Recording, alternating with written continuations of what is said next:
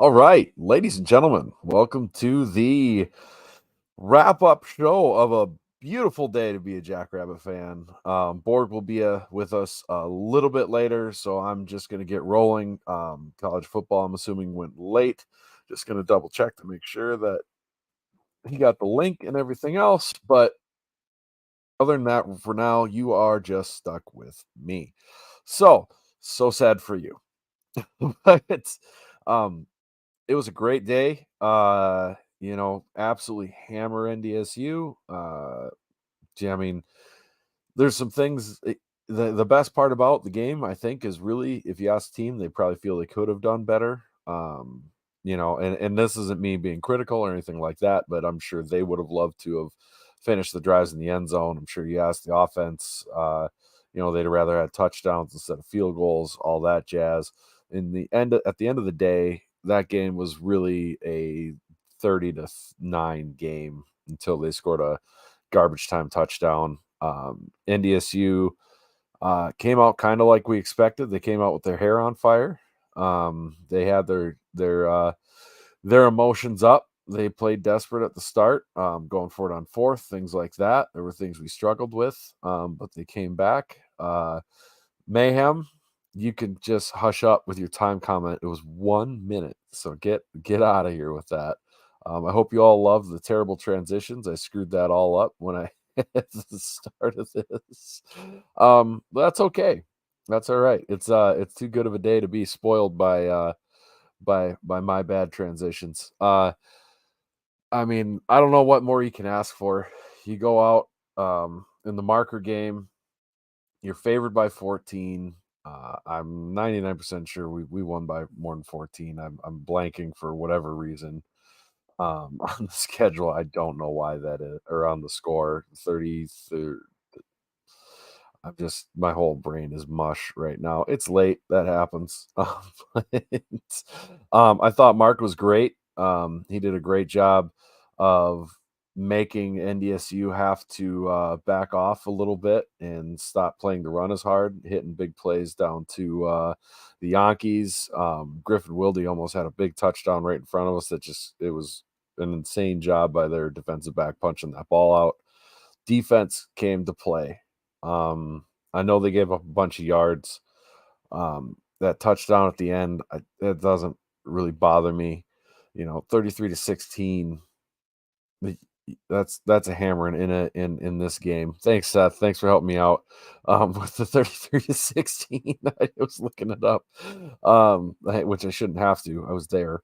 But I think the biggest victory of the game was probably getting the Podfather's fathead on the Argus Leaders website. That was hilarious. Seth Meyer says, I was actually impressed with NDSU. They showed the most fire I've seen from them all year. Yeah, they totally did. Really defensively, they did better than I expected them to. Um, I thought this might have been a little bit more of a high scoring game. I didn't expect them to be able to shut us out of the end zone on drives as many times as they did. I thought their defense actually played um, better than it has this season in games it's lost, except for like the USD game.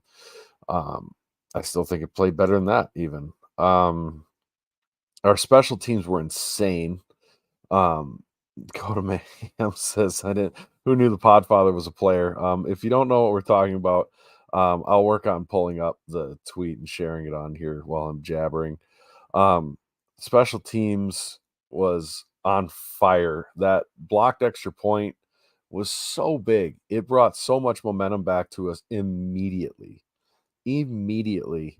They marched down, score a touchdown. To be honest, I wasn't shocked at that. I thought the game would be closer all the way through. I guess personally, obviously, I took the points with NDSU. That didn't work out so well, but that's okay. I'm more than happy to be wrong on that one every single time. Ben needs all the help he can get, anyways. If you watch Scared Money, Don't Make Money, you'll get why I say that. But no, it was a lot of it. The special teams. You block two kicks, an extra point, and a field goal. You get three turnovers. huge punch out on that fumble. Both interceptions were great jobs by the defense getting their hands up into passing lanes. That was just incredible. Really great plays by those guys. The last interception was really impressive. I think it was Dallas who was in coverage there and got his arm. I didn't think it was a terrible throw, but he got his arm in there perfectly to deflect that ball up and back and get it picked off. That was awesome. In the end, besides punching the ball in a couple more times, I don't know what more you could ask for out of the team, especially in the marker game. Maybe the national title game went a little better because we regularly punched it in more often. But other than that, I mean, what more can you ask for from a team? It was pretty impressive performance by the Jacks. I don't know if anybody's seen the celebration video. Obviously, it still means a lot to our guys, which of course it does. But that was fun seeing the guys celebrate in the locker room. I mean, I don't know how you could ever ask for anything more in a marker game. That was a lot of fun. And Zach is here. I'm just gonna he's getting set up. I'm just gonna quick share my favorite photo of the day, because this was hilarious to me. We managed to get that up on the Argus's website, the fathead of the Podfather, and then the fact that they called him a former player or a player. It was amazing. Anyways, here's Zach, ladies and gentlemen, so I can stop talking a little bit. When was that photo circa from, by the way? I think it's a fairly recent picture. I'd have to ask Ben. He's the one who found it. I don't know where those guys keep getting those fatheads, man. I had the one of me a few years ago, and that was an older one, but that was I got to give them credit. I don't know where they get those things made, but they are very very well done. You go to Fathead. I was the one who did it. How much does that cost? It's $30. It wasn't bad. So it was like $30, and went in and I got the expedited shipping because I planned to do it Hobo Day, and then I forgot it in my truck when we went in for the Hobo Day game. So even with the fastest shipping you can get, it was $60. So I didn't think it was that bad, especially when you split it among the three of us. Oh, well done. It's always the NDSU game that has the fatheads get broken out. I've noticed as well. So that's the big one. Absolutely. And the big win, maybe not quite as big as we were all anticipating it was going to be, but the win is the win nonetheless. 33-16. I think it was pretty much kind of what we all thought it was going to be. I think if you've seen a little bit of NDSU football this year, especially if you watch them lose to USD and UND, you maybe kind of had a little bit of a sneak peek for what was coming. I know they got off to the really good start with the 12-play, 75-yard drive right down the field. I know I kind of remember Matt Zimmer had something about how he doesn't like when teams defer, which I kind of tend to agree with. But with this team, I don't think it really matters. It's like with this, I think there was that discussion.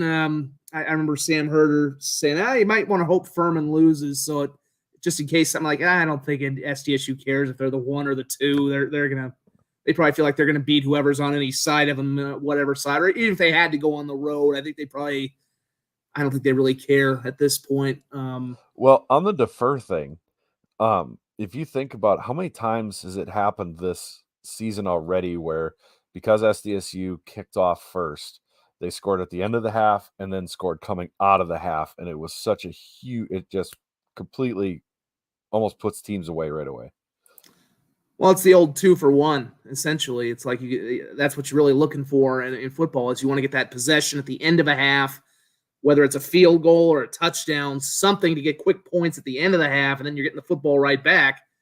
And you can really it's just a big momentum shifter because essentially you get 2 possessions and they don't even get the 1. So it's a huge deal. And it's been interesting. It was brought up in the press conferences, which I think are probably now up on the SDSU YouTube page. I know we had a little trouble with that last week when it was down in Vermilion, but it's been brought up that for whatever reason, SDSU's last couple of weeks, like the best drives we've seen from these teams have come in the first drive. USD's best drive, they moved right downfield in that opening series, and just kind of got stopped. They got held to the field goal. In this case, NDSU didn't. They got into the end zone. They had that trick play on the fourth down, which kind of looked like the one they got the interception on a year ago in Fargo. But and to be fair, actually, their best two drives were right at the start of the game, just like USD a little bit. But it just, for whatever reason, maybe this team kind of needs that. I don't know. They certainly seem to adjust well. They don't, maybe these teams get a little overconfident or, because, again, we know NDSU has some offensive issues right now, which we can get into. Yeah, somebody saying the trick play was kind of predictable. I thought so. What? I mean, it did look very familiar to something they ran a year ago, but was it really a trick play, though? It felt more like that little fake run and then pop pass is what unless I'm forgetting a toss back to a running back or something.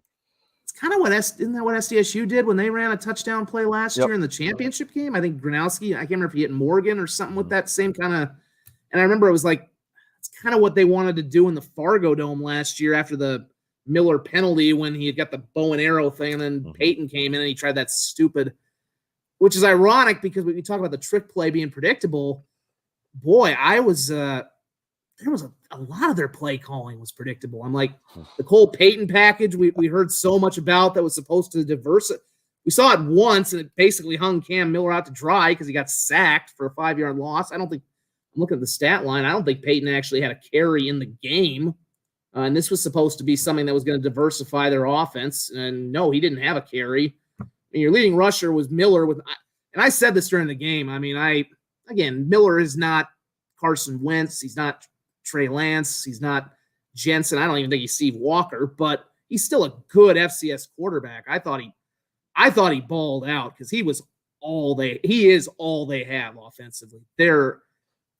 It confirmed what I've thought now for about, at least since that USD game in Fargo. They don't have playmakers. They just don't. I got a question for you regarding Miller because I think they've got a couple, like Mathis. Like I feel like he could be a playmaker, but you look at Cam Miller's, so he's the most efficient quarterback in the FCS and all that stuff. But if you watch him, he doesn't seem to throw the ball unless it's wide open or it's his first read. And I was talking to Chad in the stands, and Chad's like, it's like he's sitting back there waiting for the receivers to clear out the middle so he can run and take off.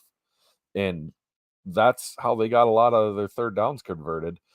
And I'm just wondering if it's not even so much they don't have playmakers, but he's just not even willing to throw into a window that might cause an interception or an incompletion.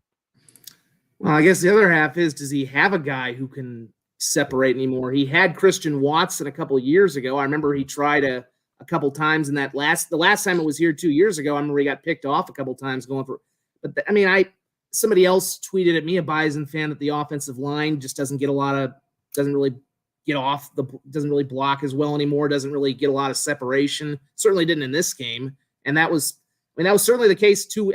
Again, when I saw them against USD, they didn't really move the Coyotes very well.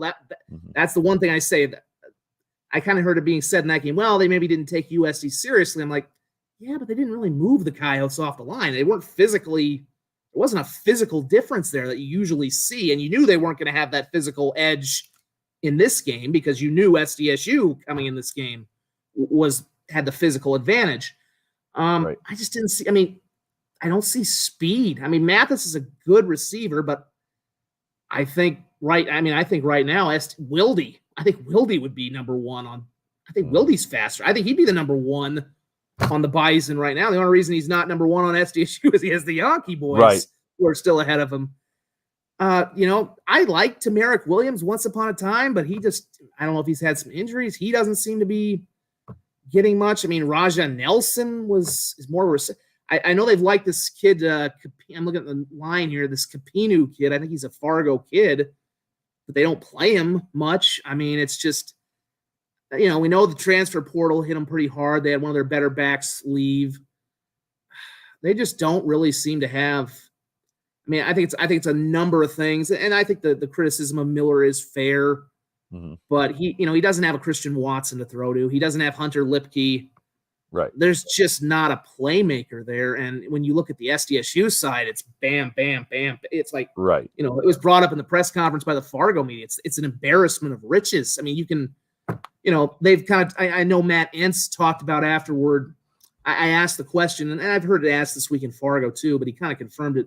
I asked him, like, the streak that they've had in the marker game, people it's underrated. In the series now, it's tied at 10. This was the 20th game. It's always gone in streaks. It's never alternated. It's never been like home away. Right. Not since the first two. So this is obviously SDSU's now in its longest streak of 4. I think NDSU had like the 6 in a row at 2010 to 15 or whatever it was. But I asked Entz, what's turned it the last 4 years? Because no one would have thought 4 years ago we'd be sitting here now. And first of all, he did kind of blurt out right away, damn, I don't know. He kind of in an honest moment said, I don't really know. But the one thing he said over and over is that, they had a very, that class they had in 2017-18 has been around for a while. And, that was, and while that's true, and there are a lot of seniors, we kind of heard similar things from Stig back in 2013 and 12 as the Bison's run was getting going. It's like, well, they have a really great senior class, and we'll see, the implication was, well, we'll see what happens when they start graduating. I mean, I got news for Bison folks. Yeah, it's, they'll have a drop-off when the Yankees leave and some of the offensive linemen leave. But we know what they do with the defensive linemen. It's like a hockey line change. Still like a lot of the linemen they're bringing up through the system. Angel Johnson is going to be a superstar. I fully believe this. I like Chase Mason. They're going to be, it may take an adjustment. They may not be undefeated. They're not going away, Right. Well, and if you listen to a lot of the media, but especially Fargo media, it's like you would think that NDSU has 4 seniors on the entire roster. And if you go through their roster, I tweeted this out the other day. SDSU has 34 seniors. That's a huge amount of seniors. You know how many NDSU has? 35. So this whole act of, well, you're not going to have anything. What are you going to have either? And Corey mentioned in here that he's worried that nobody wants to face him in the playoffs. Montana wants to face him in the playoffs. Montana State wants to face him in the playoffs. SDSU wants to face him in the playoffs. Idaho wants to face him in the playoffs. Any team that has a defense that can stop their run game is not scared of this NDSU team other than the name, because the reality is those teams, you're not playing in Fargo. You're going to those teams. I would challenge that any team that gets to face NDSU at their house in the playoffs is not going to be as scared of them. I think that's fair. I still think, like I said, the fact it wasn't quite the blowout we were expecting, you still see some remnants. I thought, their defense in short yardage was pretty good. Yes. That game could have been a lot worse. And also credit to Hunter Dustman too. He had that rough game a few weeks ago. He has been lights out basically since he missed, I think, that early kick at Southern Illinois. It's been just bang, bang, bang, bang, almost right down the middle, with some big kicks too. But I think with the other thing I've heard with some of the Fargo media, they've also talked about how the COVID year has kind of messed everything up, because we know Cam Miller has said he's coming back next year. Right. And obviously there's been somewhat of a push to get Cole Payton in there by the fans. They've also kind of said that maybe it's hurting the younger players that they're not getting any chance to develop. But at the same time, my end is like, well, wait a minute, look at SDSU. They've got all these 6. Since when do you not want older guys, an older team in there? I don't know. I think the big difference that we're starting to see a little bit more with SDSU, and I think I've gone back and forth. I think they're a little better right now at player development. I think that's where, and I remember a few years ago when we had the old show with Gaskins and Craig Maddock. I remember John Stiglmeyer got a little bit of, I don't want to say trouble, but it got a little play up in Fargo because they kind of got, I don't know if it was irked by it or they, whatever it was. John made a line about how, I don't have a $2 million budget to go flying around the country in a private plane. And, they kind of guffawed at that. But, and that's true. I mean, NDSU has a very large budget. We know they have a very impressive facility they just opened, and they should have these things. They're based in what their version of Sioux Falls is relative to North Dakota. But where I think SDSU's kind of caught them and passed them is the Jacks really develop the diamond in the rough guys. They go out and find. They're maybe not going to Florida. They're maybe not getting these. They don't go out and brag about, we're getting look at who we're getting that's being recruited by X Conference and FBS. They just, they maybe go find the walk-on guys and they develop them. And, they find the Dallas Goddard who was playing, maybe going to go play basketball at Northern State and turn him into an NFL player. They're just doing a better job of finding these guys who aren't necessarily the highly recruited.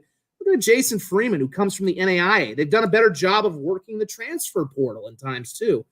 I just don't think NDSU, I think it's gotten a little, and this kind of happened back when, so, I mean, when we say right now, enjoy it while it lasts, because this thing, we see things shift, everybody has their time and, right. But I saw this happen a little bit in 2009 with Bowl when he made some recruiting missteps. He also got kind of lucky that, Tim Brewster came in and just decided not to recruit any of Minnesota. But I think they've gotten a little too in their heads about recruiting stars and trying to compete for rankings. And it's just, they've gone away from player development there. And I think SDSU is just doing a better job of bringing guys in and developing them. Because a lot of these guys, again, even the Yankee brothers, they even kind of mentioned that, hey, we weren't even recruited by USD. Right. I think they were just preferred walk-ons, and they've turned into guys who may be NFL players here in the next couple of months. So, I think that's where NDSU has gotten caught. Yeah, and if you look at, there's a couple other things there, because like you mentioned that quote, I remember when that State quote came out, he said, we're $2 million behind them in the budget. And a lot of NDSU fans immediately jumped on, and they went and found SDSU's football budget, because you can on the Knight Newhouse website and all that jazz, and they go, oh, it's the same budget. No, it's not. The city doesn't give SDSU their stadium. I've said this before on this podcast. NDSU fans saying they have the same budget as a team with the same amount of numbers or same dollar amount is like the guy who you work with who lives in his mom and dad's basement is like, why don't you drive as nice of a car as I do? Because I have to pay for my house, jackass. So now SDSU is up and spending more. I think the recent numbers is $7 million. So now that gap's gone. But the other thing that's made a huge difference, I think, that hasn't been talked about, if you think back to those great teams, how many big-time players were South Dakotans who went to NDSU? And now you've shut that door. That's a huge deal. And the last thing, these NDSU fans and media going, well, COVID, it wasn't a real season. It was so hard on us. Really? I would bet you my life savings if Chris Kleiman was there and you gave him an opportunity to have 34 of his guys as seniors. Well, pick a Kleiman team that wasn't terrifying with 20 seniors. You know what I mean?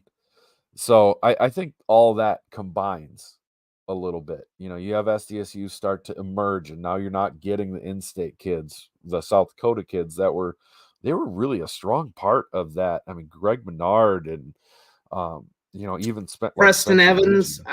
They had a really good line at Washington when Washington was rolling with, I think Preston Evans, Dan Marlette. They were, it's very interesting because I remember when I first got here 10 years ago, I don't want to say, I would occasionally get complaints about not doing enough NDSU coverage from Bison fans, which I found very weird. It's like, I'm in South Dakota and there's this thing called the internet. You can always, I didn't quite say it in that smart ass of a tone, but it was always like, there was always kind of a weird thing. I'm like, it's just, I know they're really, and the Tuscas, yes, somebody else mentioned that too, up in Warner. Heck, it's still going on. They got the Gray Zabel, I think, which is why I'm kind of shocked their lines are not looking that good. Gray Zabel, SDSU absolutely would have loved to have him. And his brother Jet's going to go up there too. He's a good player over at Pierre receiver, but it's not like they're still not getting anybody. But yeah, it used to be, it used to be a lot. When they were really cranked, as their dynasty was starting to get cranked out, they were really they had a much better following. But yeah, it's definitely not to say there aren't still Bison fans around here, and if they start to turn it around and start to beat the Jacks a little bit again. But boy, I think you even see it. You even saw it when the Coyotes won. Like, just in general, most people in this state prefer to see them lose, whether you're red or blue. Like, it kind of unites. I think you've kind of seen, like, I think people got generally kind of sick of that on either cheering side. for the Coyotes in that game, no doubt. Absolutely. So yeah, I think right now that this South Dakota, I mean, the border, not to say they won't still get some players, because that's going to inevitably happen, but the border's largely been closed, and I think even the fact that maybe even USD is starting to recruit a little more within the state changes things a little bit too. There's just, and I think in North Dakota's not, we know North Dakota's always kind of focused a little more on Minnesota. Maybe that pipeline's drying up a little bit. I've always said if St. Thomas ever got to the Valley, that would really potentially hurt North Dakota State the most, because if you took away that Twin Cities pipeline and you told them, hey, you can just stay in the Valley and be here, that could really be a tough thing. But again, I say right now, enjoy it, because you never know. I mean, we'll see what happens here over the next 2 weeks. They've still got, as we'll start to break into the other games here in a bit, which I don't know how their next 2 games are going to go. I genuinely don't, because that's as much a reflection of the other 2 teams are going to play as it is NDSU. They could be in the playoffs, hosting a first-round game. They could be out of the playoffs. It's either scenario would not shock me. But there's still, if they miss the playoffs, does Entz get fired? I don't think so. But man, there's just there's a lot going on there right now, and we'll see it. There's a lot that's going to play out. But there's so much. They have so many resources, and there's so much in place there. I can't imagine they're going to be down for very long. But yeah, I think SDSU is in a much better place where they're going to be able to still. It may not be 4 straight and 33-16 every year, but right. No reason to think it's going to ever be back to where it was 10 years ago when it looked really dark and it was 6 straight, whatever it was, that they had the 8 straight losses, and most of them were not very competitive. There were only about that string from 2010 to 15. There were only 2 or 3 games that were really fourth quarter. One of them was that playoff game, obviously, but that was a dark time in the rivalry, because it didn't feel like SDSU was ever going to catch up. And now here we are 10 years later, and we're kind of saying some of the same things on the other side. Right. But so I think we all know a little better than to say, like, oh, this is never going to end, because the people up north said that, and everything does end at a point. Well, I wonder if they can even afford to buy out Matt Entz right now, and not in an aspect of they couldn't get the funds together if they really wanted to. I'm sure they could. But if I remember right, I remember hearing his contract automatically extends if he makes the national title game, like a year. So you've got to have at least 2 years hanging on the end of that contract. I don't know how many it is total. So with their aspirations that they're not shy about, that they would like to be an FBS school, can you afford that sort of a hit for a coach's salary and then try to pay the $5 million to become FBS and everything else? I mean, you are not putting yourself, you're pushing that dream back years, I would think, if you want to get rid of Entz right now. And I don't think they're going to do that. Well, and I think realistically, I mean, look, he's definitely had some moments where you criticize him, and he's had some WTF moments just in the SDSU games alone. But I mean, nonetheless, he's still won 2 national titles, and you can say, well, he did it with Kleiman's guys. Well, we're going to be saying that with Jimmy if he wins this one. He did it with Stig's guys. So, I don't think and he's going to have I don't think you can fire a guy for going 6. I mean, Bowl was legitimately on the hot seat in 2009. I mean, this was literally the first time, and I said it in my lead tonight when I did the highlights, this is basically the first time since 2009 that we've had this much distance between SDSU and NDSU. And you know what? Obviously, the gap then closed pretty quick, but Bowl was on the hot seat in 2009 when they were 3-8. And so, and he hadn't even won a championship to that point. So I don't think Entz is going to be fired, and those reasons you brought up are very good, but I think his seat's going to be pretty toasty going into next year. I just don't know. The FBS, maybe this has kind of humbled them a little bit with the FBS thing, and not to mention the fact that we've talked about it a lot. I don't think there are options conference-wise for them. I don't think the Mountain West is calling. If you want to do Conference USA and just kill your whole athletic department, have fun. For $750,000 and they're playing on Tuesdays and Wednesdays, literally. That is their whole conference schedule. I cannot imagine. It's not. Why would you want to give up a Saturday like we just had? And granted, I realize they play indoors. Why would you want to give up what we just had today for Tuesday and Wednesday football? Like and I don't even get to do this because I'm working media anymore. Right. It's like you have all day, morning to tailgate, party. Just enjoy it.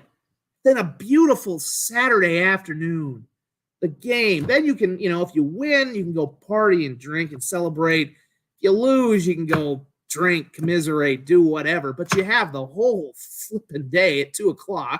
If it's a night game like we had a few weeks ago, it's going to be a late night, but you still don't have to. You can sleep it off Sunday morning, Tuesday, Wednesday. Are you kidding me? You really want to you want to rush from work? How many days you have to take off from work if you're a hardcore fan? If every game is a Tuesday, Wednesday. So no, they don't have. There's no FBS options that are really good right now. I think, look, SDSU eventually may have to do this as well, but it's more going to be a situation where if the Dakota schools ever do it, it's going to be where those levels are coming to them, back to them, not they're going up to that. So I think NDSU's kind of got to just kind of refocus and say, okay, we're here for now. Let's just focus on being the best that we can at this level. And when that comes, that comes. And again, just to kneecap your whole athletic department. And they have a good athletic department. I know football is the driver, but do you really want to kill your basketball programs for as well, putting them in Conference USA or whatever? It's just they have to. Well, maybe this whole. If anything, maybe this gives, aside from the fact that maybe this finally gives them the perspective to be just kind of slow the whole FBS train and realize where the world is right now, as opposed to where they want it to be. Right. I think a lot of those fans of theirs that are hell-bent no matter what, damn the torpedoes, whatever happens to the other athletic programs, are generally not they're hardcore fans, though, because it's a lot of their people who joined during the run, because they don't have a huge basketball following. They lie about their basketball attendance like USD lies about their football attendance, because I've seen the pictures. I've been in that barn for a non-SDSU game. It is what it is. And Jordan Fink says, you think Idaho's happier in the Mountain West or Big Sky? The grass isn't always greener. That's a complicated question. I think it was Sun Belt and WAC. They kind of moved around, right. and they were very they would have loved to have been in the Mountain West, but it was not the Mountain West. They were in a very weird position, but very different situation. No, I think they'd still be FBS if they could have gotten to the Mountain West. Oh yeah, and if that'd be the difference. If the Mountain West comes calling for SDSU and NDSU, then I would say you probably really have to think about it, because it's a much better TV deal, and then also from SDSU also being a basketball school as well, where we know the fans are. That is a much better basketball league. Like it would maybe take the Jacks a little time to raise, but right now the Mountain West gets. As it's present, Mountain West usually gets 3 to 4 teams in the big dance. That really raised. As much as you'd hate to lose the component of having the Summit League tournament in Sioux Falls, which I think that's always going to be something that'll be tough for SDSU to leave if that ever comes up. But I think, if the Mountain West came calling, I think you'd really have to. It'd be really hard to say no to that. And that's the only. And it's also geographically, it makes a little more sense, because then you're a little closer to the Colorado schools, the Wyoming. It would still be a little bit of traveling, but it would still make a little more sense. But otherwise, but I don't think it's. I've said it a long time with NDSU. I don't think it's coming, because in my lifetime they never considered FCS schools when they were expanding. It was always existing FBS schools that had been in the FBS for a long time. So I don't think that, I think they would, the only way they would go to the FCS is if they were really desperate and just losing their entire membership. And right now they're not in that position. They're more in a position where they're likely to merge with what's left of the Pac-2 or Pac, whatever is left of the Pac. And so I don't think it's coming. But yeah, I think right now, it's going to be interesting to see what I know I've seen that Tarleton State, I think, is going to become a player here down the road, although we know they kind of ducked SDSU on this last little scheduling bit. I think there's some intriguing teams that are starting to come out of D2 that might start to transition into FCS that could make things interesting. Speaking of scheduling, SDSU just signed a home game for next year with Incarnate Word. Oh, really? When did that? Wow, I must have missed that. Wow, that's going to be a good. From our good friend Matt Frazee from the FFN channel, was down at the game in Incarnate Word on the sideline and talking to their AD. And he said, you know what? You came all the way down here. We just signed the deal. I'm going to let you drop the news. So they signed, I believe it's the week 2 game for next year, or they're the 12th game, however that works out, is what has been reported. We think it's a home and home, or they'll go to San Antonio here in another year or two? I don't know. I got a feeling it would just be a one-off home game and we're paying them. But I would think they're getting big enough to where they might be able to. That'd be a good trip too. I mean, it'd be fun to do some good home and homes. I mean, we know they've got the home and home with Montana State. Yep. I wish they would do one with the Grizz. I don't know if that's just not Montana's thing, but yeah, that's because, well, shoot, now you want me to maybe pick up the future schedules page, although they're not going to have this updated yet. That's a good get. I mean, especially we know how hard it's getting to schedule anymore with these. Well, now, I mean, heck, that Oklahoma State game we were talking a few weeks ago about how, oh boy, that could be a for sure win, and here they win the final Bedlam game. So, right, I mean, I'm looking at the future schedules page here after and I'm not the drop news guys, but I Matt Frazee, I know. I mean, we know him. He jumps on our pod with us. I know him personally. He's a really upstanding dude. So I know he, especially coming from the podcast side of things, we're not newsbreakers over here, so he wouldn't say it. I know, unless he was dead certain that was happening. So that is that's pretty cool. That's a great out of conference opponent, which is fun. I was gonna say, yeah, I'm looking through future schedules. This is that FBS schedules page, which is the best one to go to. Right now, they have 3 non-conference, but I think they could get up to 12. I mean, I know the rules 12 are always next year. Okay, if they're doing 12, then they're in good shape because they've got Oklahoma State on August 31st. On September 21st, they're at Southeast Louisiana. That's a game they've kind of had. I think they've had that one as a return game for a while because they played Sela like in 2014. They keep pushing that thing way back. They've got Utah Tech, who used to be Dixie State, on the 28th. So those are right now their non-conference games. So they definitely did need another home game, obviously. And yeah, Incarnate Word would fit somewhere between Oklahoma State and Sela. So yeah, I mean that would make I'm guessing you'll see them on the 7th or the 14th, somewhere in there. Yeah, that makes a lot of that. That's a good home game. I mean, and all of a sudden that's a pretty good looking. I mean, right now that's a really good looking non-conference schedule. And as of now, although you never know, I mean, the Division II they only added Western Oregon last year because it was a last second deal, but right now they don't have any Division II teams on the schedule here for the next 2 years. They've got FBS games scheduled out through 2028 and into 2030. There's and yeah, I mean, 2025 they go to Montana State and have a home game with Drake. They're at Tarleton State. 2026 they open Northwestern's new stadium. 27 they're at Iowa State, home for Southeast Louisiana. And 28 and 30 they have games at Nebraska. So very somebody was saying, Seth Meyer was saying Sela was that's a home and home too. So yeah, that's 27. I keep thinking because I think I remember they had that 14 game down at home where they barely beat them at Coughlin. I think they played them in 12 down in Louisiana. So it's But Back yeah, when the that's Southland was a lot better conference. McNeese was a good team. Sela was good.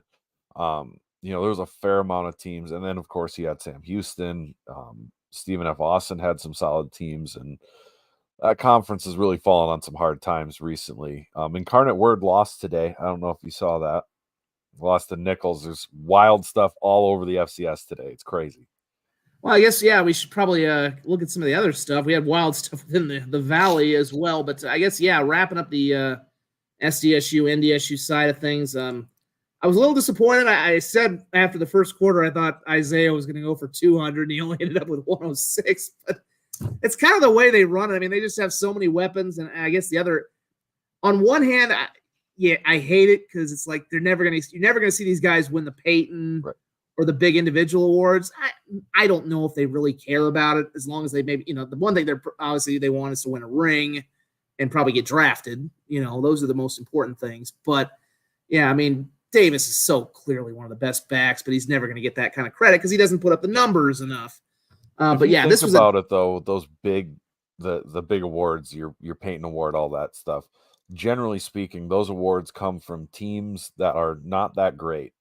Generally in a weaker conference, outside of your Eric Berrier, Trey Lance, so which are rare. And even Eric Berrier, like that offense is set up for a quarterback to put up Peyton Award numbers. So it's just kind of is what it is, which sucks. Like you said, he's clearly one of the best. Well, and the other thing in their defense too, as well as as much as, because like I said, if they really wanted to give him, and he had 17 carries, so it's not like they didn't give him plenty, but it was a day where it felt. I mean, you saw that Skokna kid a few weeks ago for UND look like he was Barry Sanders against them when he was just running up the middle. Like he had plenty of running room today. It just, I guess to be fair, NDSU made some nice stops, but they could have really pounded him, and he could have gone for 200 if they really wanted to. Same time, though, I think you probably know you also want to save him. There's no point in running him into the ground right now, even against not a great NDSU team, when you need him. You need to keep him fresh for the playoffs and get him rolling when the games really start to take matter here in a few weeks. How does Zach Hines not get thrown to? Because they got 800 weapons. Because somebody's not going to get the football. Yeah. I would assume he's doing a pretty good job blocking on the one hand, too. I mean, that's probably something else scouts want to see as well. How good of a blocker is he? I mean, if he doesn't become a pass catcher at the next level, they might look at him as becoming a tackle or something. I don't know. That's just – they just have so many weapons. I think Mercedes Lewis, who played for the Packers forever, that's the type of tight end he comes off as to me. I mean, how does Griffin Wilde have games he doesn't get thrown to? I mean, Graham Gehring is really good too. I think he's underrated. I mean, they just have it. It's an embarrassment of riches. But it's second game in a row with no catches. I mean, it's I mean, I don't know. Some of these, there's just going to be guys who kind of get left out of the mix for one reason or another. Maybe they were better game plan for. I don't know, but it was those are nitpicks. Defense I thought today was pretty good. Really, special teams, got to hand it to them too. You blocked 2 kicks, the PAT and the field goal. Ryan, I think Jimmy singled him out. Van Marl has just been terrific in that. I mean, he's just a monster, and that's something that could help you win a game down the road in the postseason as well. Very active too with those tip balls as well. I don't know if that was just I mean, that's fun to see that when your line's getting that active. But yeah, I mean, probably I think that might be the biggest margin of victory I think for SDSU in the marker series. I think the other one was 28-13 back in 2009. So I think this was even though it felt like it could have been a lot more.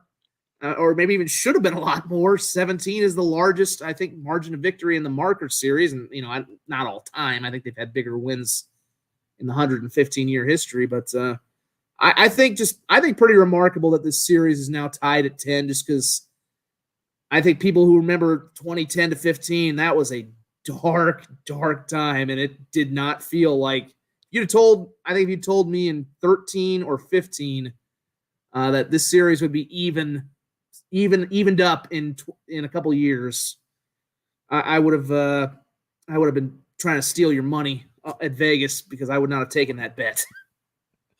Yeah, those years were tough, man. And there were some games too where your soul just got ripped out. Like the Zenner game um up in NDSU where I think it was maybe this isn't technically a marker game, but it was the one in the playoffs where Wentz made the throw and Zenner finally ran wild on him because he had 3-ish games where they really held him down, and getting to see him run wild and how much appreciation as fans you had for that class and what they had done for the program. It felt like they deserved a better fate than what they got there. And so that was gut wrenching. It was just, it was heartbreak. It just killed you one way or the other, which is what makes this feel kind of good right now. It feels really good right now because you're knowing that's on the other side of it.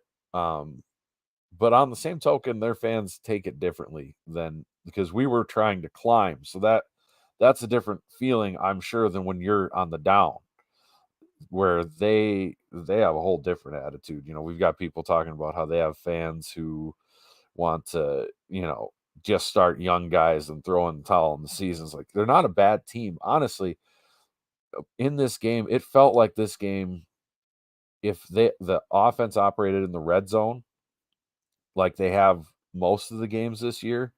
I mean, even against Montana State, once they got in the red zone, it was a touchdown. If they operate that way, this game's 50-something points. Like, it is a real blowout.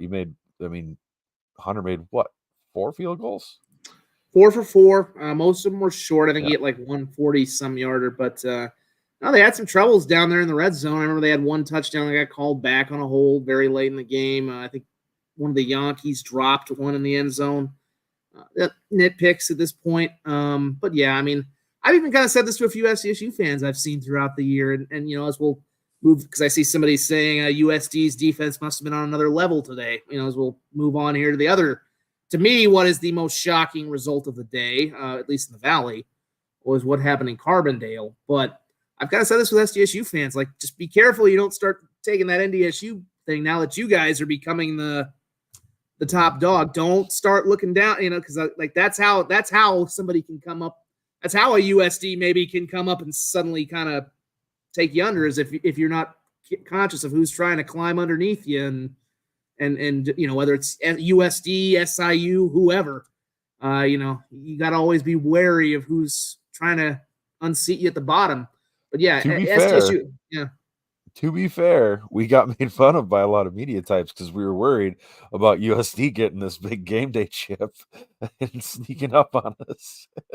That's a very good point. That's a very good point. But hey, if it had worked out that way, wouldn't have, like I said, you would have had every. Yeah, I mean, well, maybe the USD fans aren't too upset now that it didn't go to game day, didn't go to them after 37-3 game. But this was something I said as we now move on to that. I think. And I went back and forth with some Jackrabbit fans, not all, just there were some. But I had a lot of them who came at me last week. I told you this team was overrated. They're not top 10. They're bad. They suck. They'll lose to UND, which, that could still happen. I'm not saying that. But I've always said the whole, when you call the other team overrated, I've never understood that, because it always I'm like, that always takes away a little bit from your team, from what they've done. Because, like, why would you want to call the other team crap and take away from what your team did? For me, it's like, yeah, if we go out and beat a really good team, I'd rather remember them being a really good team than being just another being another Missouri State or another Murray State. But I think USC did have a lot of questions today. Like, if they'd come out and laid an egg in Carbondale, it would have looked pretty bad. But I said the one thing that kind of made me think they could go win today is defense travels. And as much as they got beat last week, I thought that was more a fact that the Jackrabbit defense just beat their offense down, and they wore the Coyotes out last week. I mean, they kept the Coyote defense on the field all game, and that offensive line. This is the thing I said to a lot of STSU fans. I'm like, look, this isn't so much a matter of, it's the same old USD, they still suck. No, your team is this damn good. Your team is great. USD has a good football team. This may be their best football team in the D1 era. You just took apart a good team in their building because you are a great team. Potentially an all-time great team certainly at the SDSU in SDSU history, maybe at the FCS level, period. And I think them going into Carbondale today, though they came very close to letting that one slip away when they had a 2-touchdown lead with 6 minutes to go. Their defense went in and really held SIU down. It was 14-0. They got up 14-0 with 6 minutes to go. They needed a goal line stand. SIU got down to the USD 5-yard line in the final minute. Got down to the 2 and had 3 tries and could not punt. Maybe it tells you a little bit about where SIU is. They tried passes the whole way, which I don't like. I'm like, at some point, you just got to try and power the damn thing in. But, I mean, it was – I was curious about time when I thought about that. Well, I know they did use one timeout at least. I don't know what – I can't remember what the time – I will be honest. I did kind of check. I almost jinxed the damn thing because I prematurely kind of tweeted a congratulations when I saw they were up 14-0. I wasn't following it that closely because obviously I was in the flow of shooting and watching the game I was at. But yeah, again, their defense, I've said it all along. I said it with SDSU. You can take defense on the road. Defense travels. And a bad offense, an offense, maybe you go on the road if you're in like you go to Missoula. Like what I saw last week, I don't know if people saw this when Augustana played over at Wayne State and it was in the snowstorm. Like, obviously people went down there. There was like, we were in the, probably the one time you're thankful to be in the dome is when we did get a giant snowstorm last week. In Orange City and like Wayne, anywhere near there, they were getting just hammered. And I think Augustana had they only gave up 20 yards of offense and they still lost because they gave up a bunch of pick sixes. Yeah, I mean, USD's defense is, I think, genuinely pretty good as long as they're not overmatched by a team like an SDSU. And even though I think USC still has a lot of issues on offense right now, they need to kind of work through if they're going to make any kind of a playoff run. They can take that defense to a place like Missoula. I don't know if they can take it to Bozeman. I'm still a pretty big believer in Montana State, but, could they take it to, I mean, right now they're in line for a seed. And frankly, they're in line to not even be on SDSU's side of the bracket, which could be huge for them. Because I say this, if you're not on SDSU's side of the bracket, it's wide open for anybody to get to Frisco if you're not on the SDSU side. So, they can take that defense just about anywhere. It's going to be a matter of whether they're going to have enough offense and they can figure some issues out there to get points to get enough points to win games. But man, their line's pretty good. They don't quite have the depth too if they start getting injuries that they have with SDSU. Because again, we see it with SDSU, they cycle through with all those linemen. But I think they answered a lot of questions today to go into Carbondale and win like that. That was that was impressive. And unless they really lay an egg, they're going to go 9-2 because I don't think UND's going in there and win.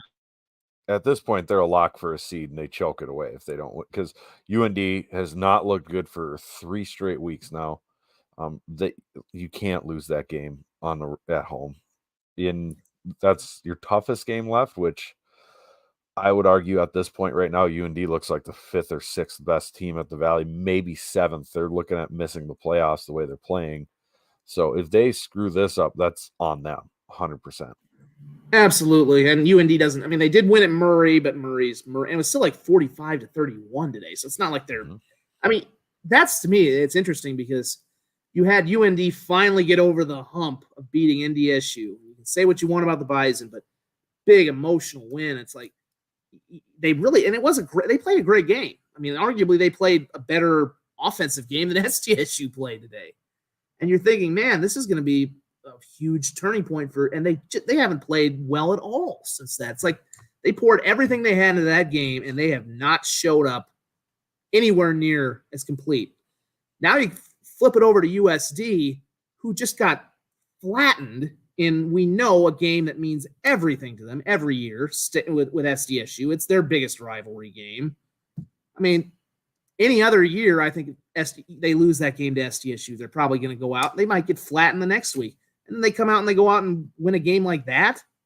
I mean, compare where those two programs are. I think that's that tells me a lot about where, I mean, if I'm Bubba Schweigert, I kind of have my doubts about where UND is when one program can get its big signature win against NDSU and the other can get flattened by its rival.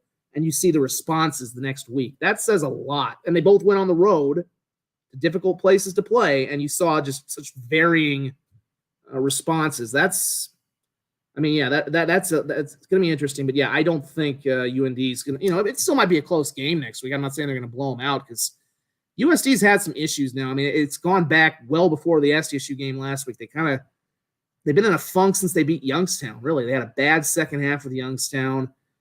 Indiana State, they weren't really right. Obviously, we know what SDSU did. And then this week, it's just kind of been, I haven't kind of breaking into the box scores, but yeah, they only ran for 85 yards today, so they're struggling to run the ball again.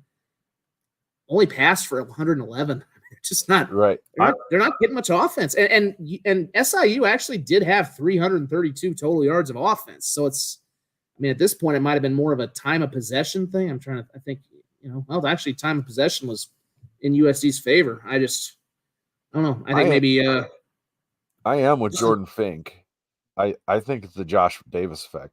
I think him showing up, and he has managed to bring a chunk of the culture that is at SDSU to that team. That's why, for me, because it really, as an SDSU fan, it does burn your ass that your guy who's Jack's through and through did that. But so as an SDSU fan, you just hope he gets hired away next year, which, I mean, honestly, if you're a squad, any school out there, seeing what he did to even if the offense isn't putting up huge numbers now, just the effect him showing up has had on that program, I don't know why you wouldn't want to look at him.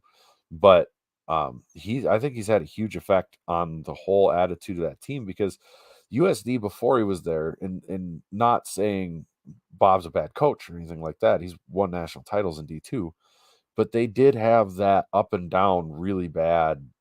They didn't play well outside the dome, and they'd lose games they shouldn't, and now they're winning those games they would normally drop, even if they're close.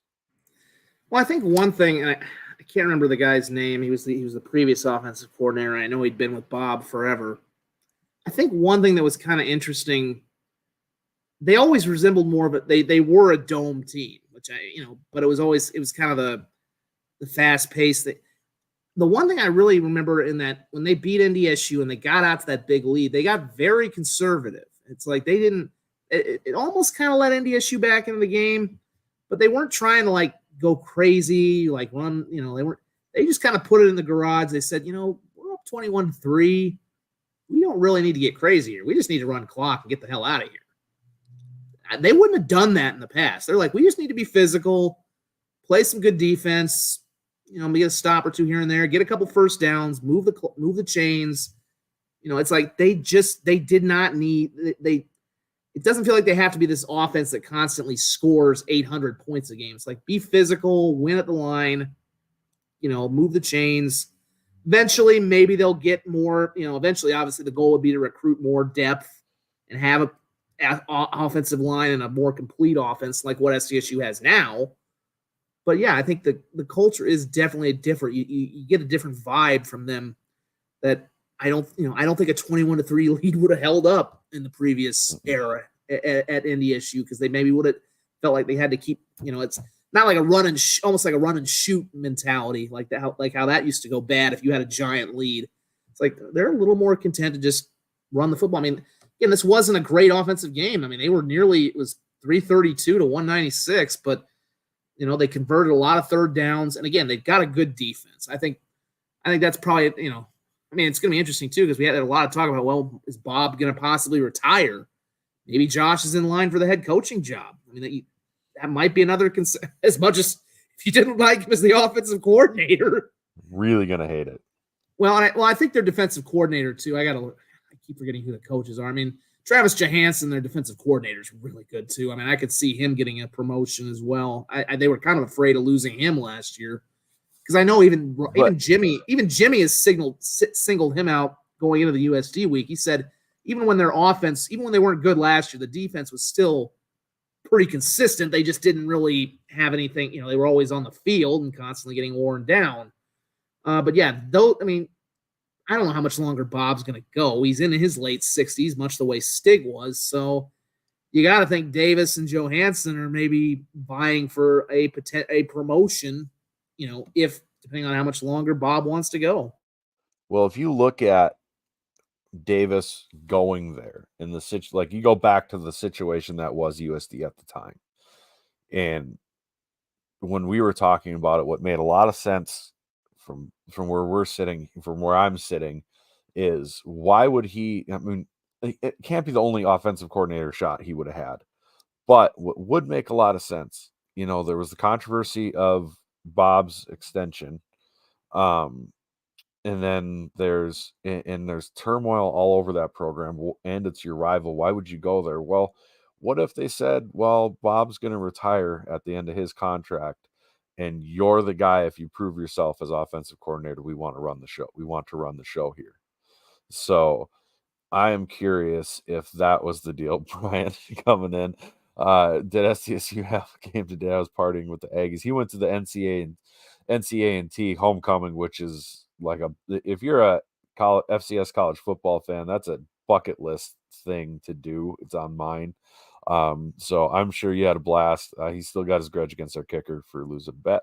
I was gonna say, ever since he had that grudge, the kicker basically hasn't missed. So we need more of you, Brian, being angry. No, I think it could well be. I mean, although I do think it's now come out that Nielsen did get the extension. They just, for whatever reason, they never announced. It's been a bizarre process. And of course, obviously the athletic, I mean, hey, it's worked out obviously for them. The athletic director ended up leaving at the start of the year.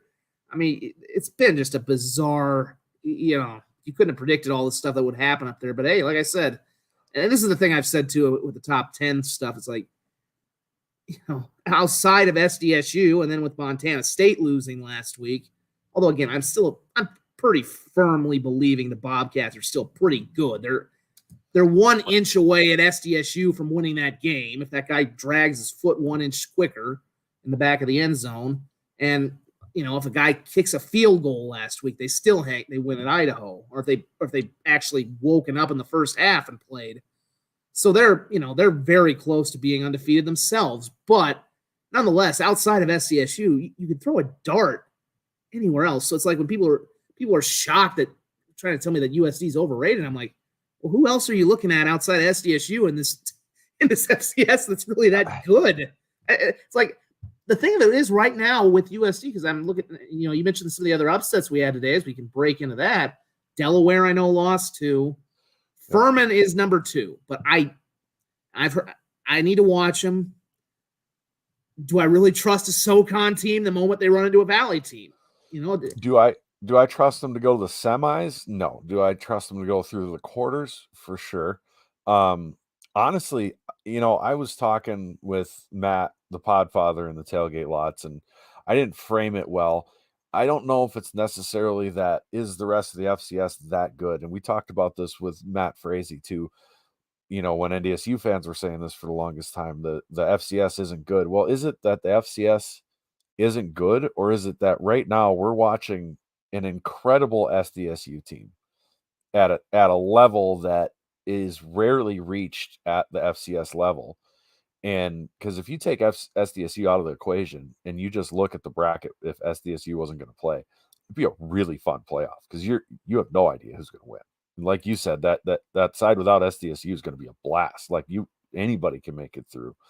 So I don't know if that's a sign of everybody's mediocre, or is SDSU just that good that it makes you think the rest of the FCS sucks?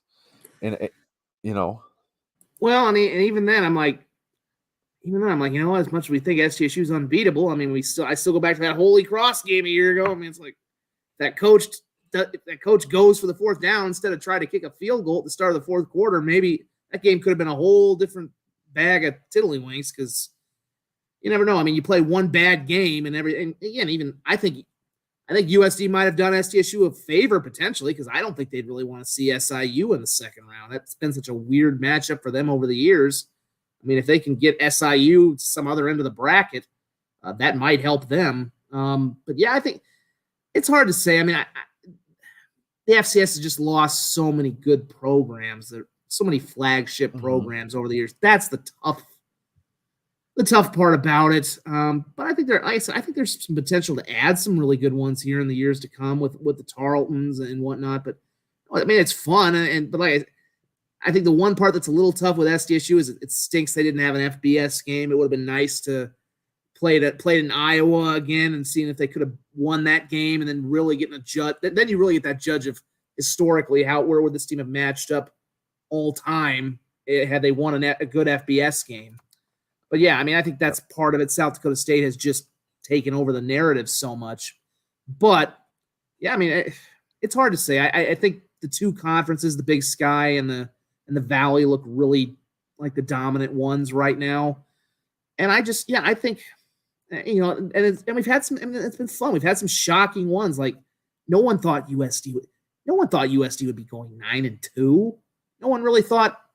I mean, the Valley. I mean, I've seen that question. How many teams the Valley going to get? I think it's at least got to be 5, maybe more. Minimum 5. But there's going to be a log jam of 7-win teams, and I don't really. I mean, at the top. I mean, right now you're going to obviously SDSU's the auto, and USD is going to finish second. Beyond that, I think SI. I mean, it's going to be, and I guess the rest of the Valley for anybody who's joining us, and we'll be wrapping up here soon.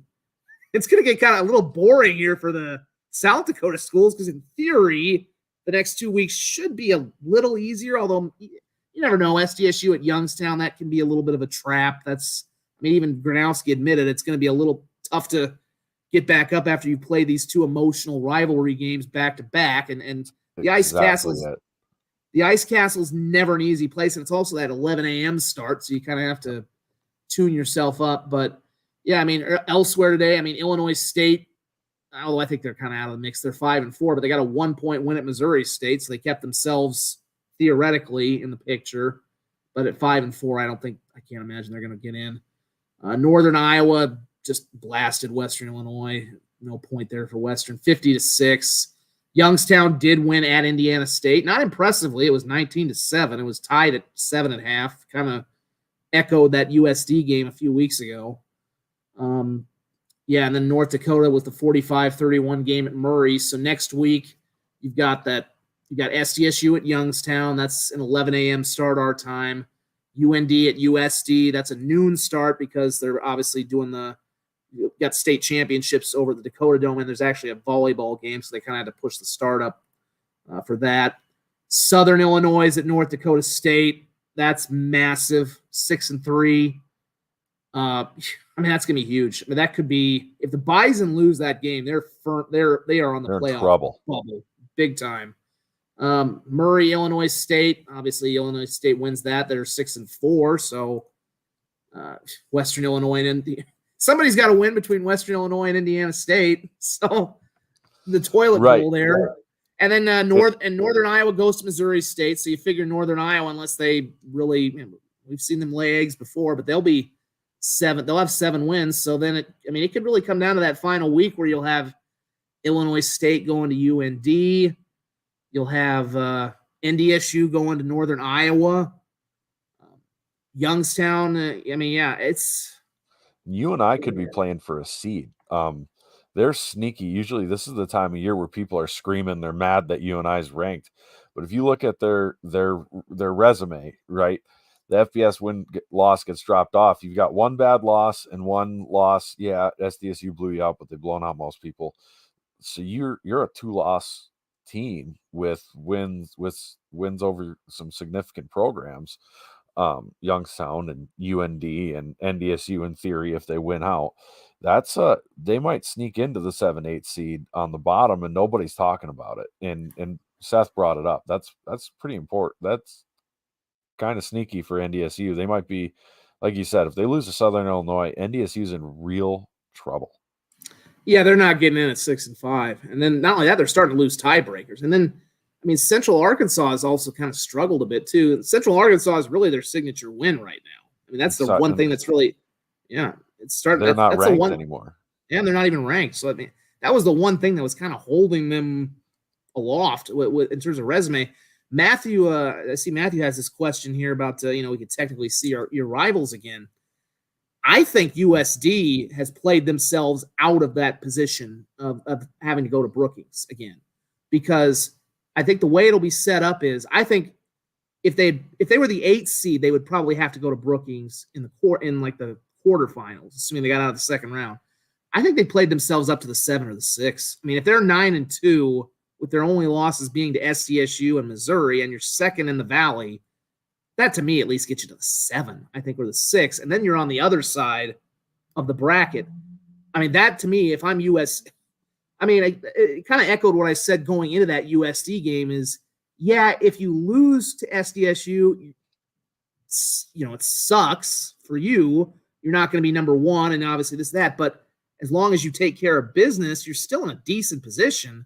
And now, especially if you're not on that side of that SDSU, if you're not on the same side as SDSU, on the other side of that bracket, it's wide the hell open. There could be a team that plays on like NDSU if they're on the other side of SDSU. If they're not on the same side as SDSU, what would prevent NDSU from making a run? Like, right. That whole, if you're not on the Jackrabbit side of the bracket and you're not facing that potential of going to Brookings, well, anybody could come out of it. I don't think USD's looking at a 6-7 seed anymore. They're looking at a 3-4 seed, if you ask me, because Montana's going to have to play Montana State. Either one of those teams lose. Right now, if Montana wins, they're the 2 seed. If Montana State wins, then it gets muddy, but you probably put USD over Montana because Montana's got a loss to Northern Arizona. That's a bad loss. And they've got another FCS loss to Montana State. So you got 2 losses compared to USD's 1 in arguably similar powered conferences.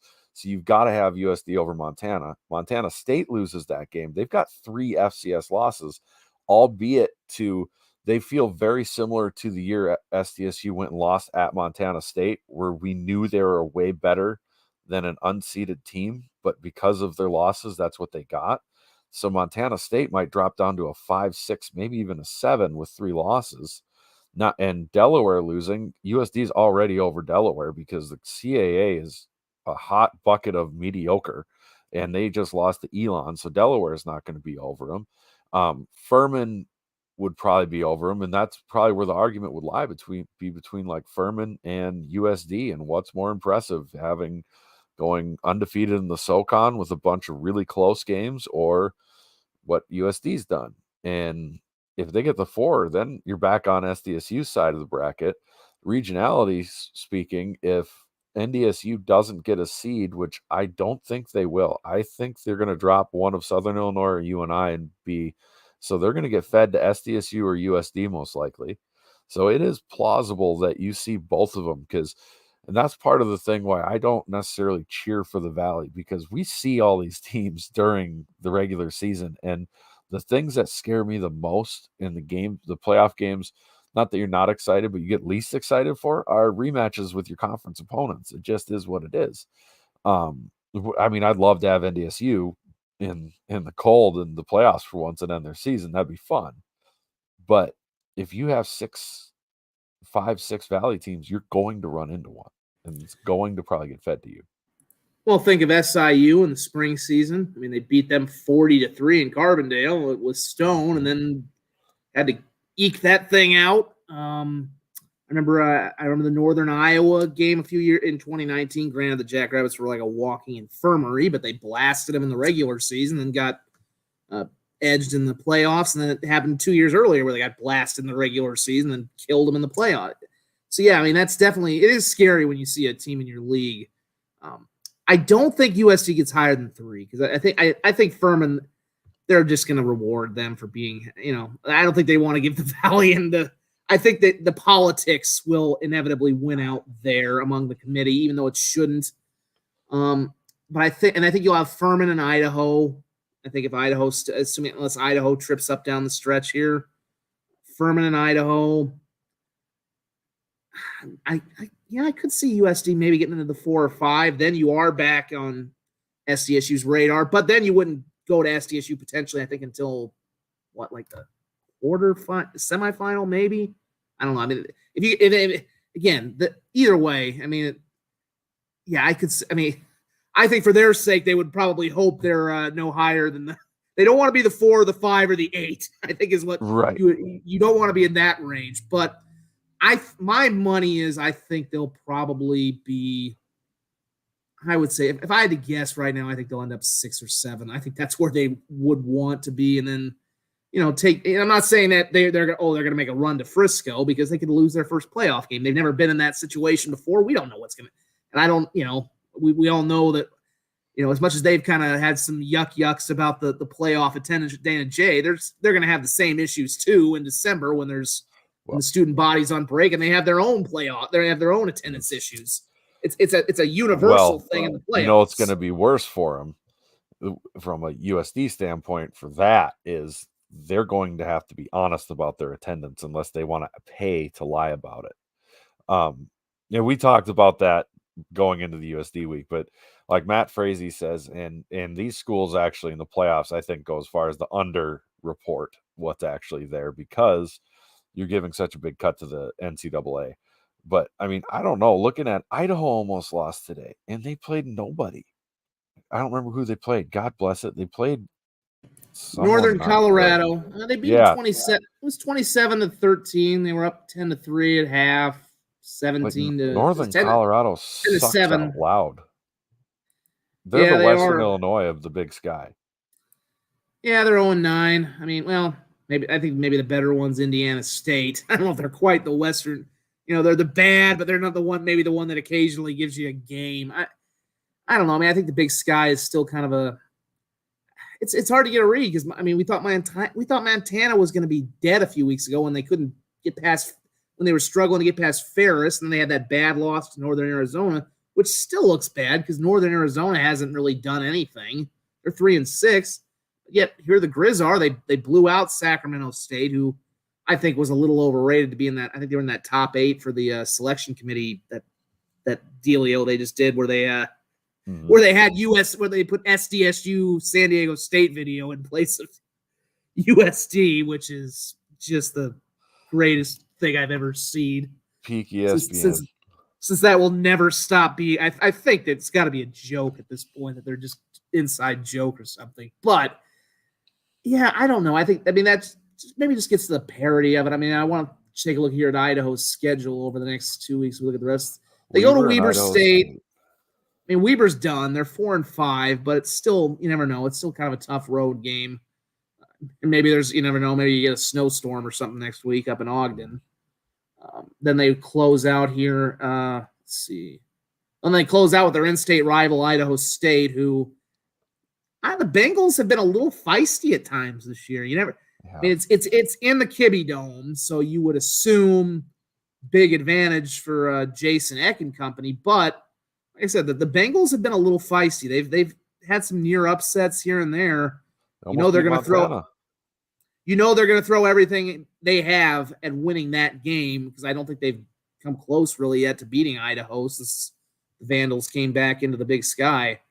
So, I mean, yeah, it's a rivalry game. You never know what could happen, but you would think the Vandals are going to win out and then get the bye, and we'll see from there. I mean, I still think their lines are not probably where Jason would want them to be right now, but and then it's all going to come down, obviously, from there to the Brawl of the Wild, as it usually seems to do in the Big Sky. But with the Valley, I don't know. I mean, it's like, I've had one Jackrabbit fan who keeps coming at me.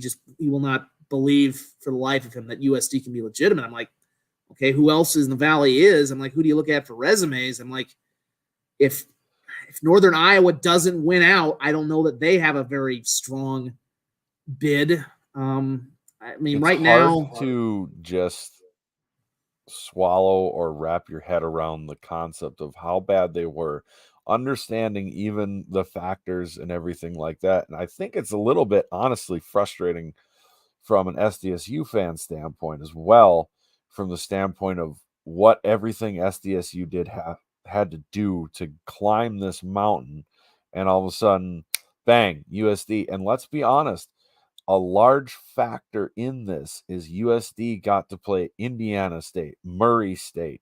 They got all the bad teams. with the unbalance of the schedule. I'm not going to say they wouldn't be in the same situation if they had to play, you had to cut those out and you only got one of them, and you had to play UNI as well, and yada yada yada. But yeah, it does.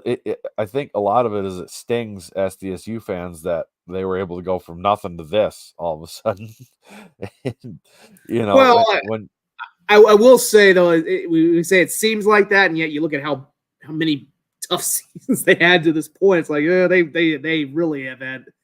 It's like, yeah, they had the two playoff bids, and the big thing was last year they scheduled themselves into such a bad mess. I mean, I don't know how they ended up having SDSU and NDSU back to back to start the conference. Then you have Montana and K-State at the top. I mean, that's a suicide schedule if you're not an elite program. And this year it kind of reverted back to the mean. I mean, I think that was kind of the interesting thing Nielsen said. They hadn't ever had two non-conference games back to back at home in his 7 years.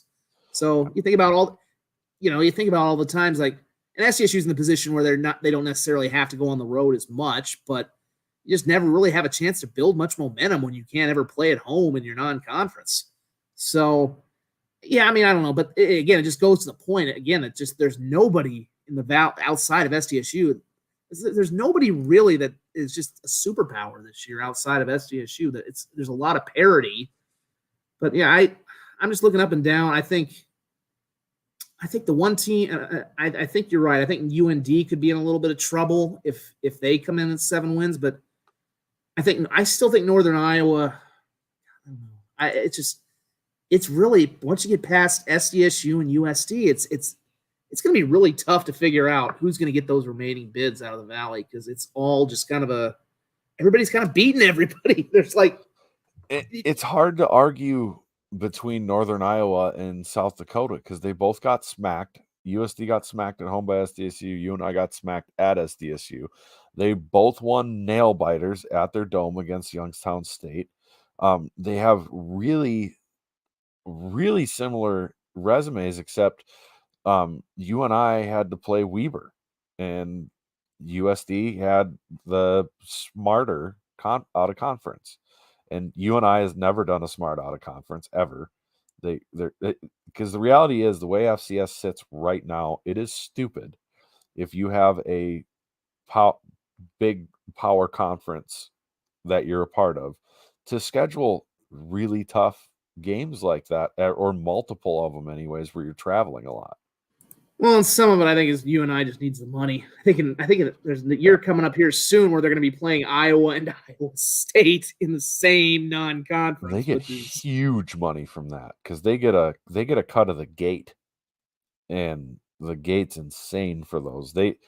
What's reported is just like the base, from what I understand, of what they get, and then they get a cut of the gate as well on top of that. So they make absurd money off of it. But yeah, they're not in a good spot down there. They've got a lot of problems. West Gym closing and getting condemned, and yeah, money wise, the whole athletic department's got some tough shape right now ahead of them. Yeah, I think no, South Dakota is not a power yet. They've got to string this together for a couple of years, but it could be this is the kind of season which could kickstart something when you have this kind of a year, and they got to recruit better too. I mean, those are they could be a flash in the pan. That's certainly a thing. Yeah, huge day across the FCS, and it's like I said, it's from the South Dakota, from the perspective of this state. I think the next 2 weeks are going to be a little boring because I do expect SDSU, despite next week being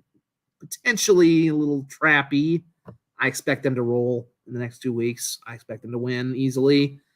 I expect USD to win easily. So I think everything will go to script for the two South Dakota schools. Everything else is completely up in the air outside of that. I think for UNI, like you said, the resumes are pretty similar outside of the non-conference. I mean, look, they both went to Indiana State and played kind of lackluster games. I mean, UNI only won by 7 at Indiana State as well. I mean, that was kind of their game was actually closer at Indiana State than USD's was. So, I mean, it's just like, that it's the difference there, I think that'll tell the tale is what happens when they play the Bison. Because obviously that's the signature win, I think, still. Although, and to be fair, and obviously you and I didn't place SIU. I would say up until today, I would say obviously I still think the NDSU win is probably the signature one for USD, but this today was a very close second, or it's 1A, 1B. But yeah, I mean, if UNI beats NDSU, then yeah, I think that stamps them a little more legitimately, even if it's not the same NDSU that we've seen over the years.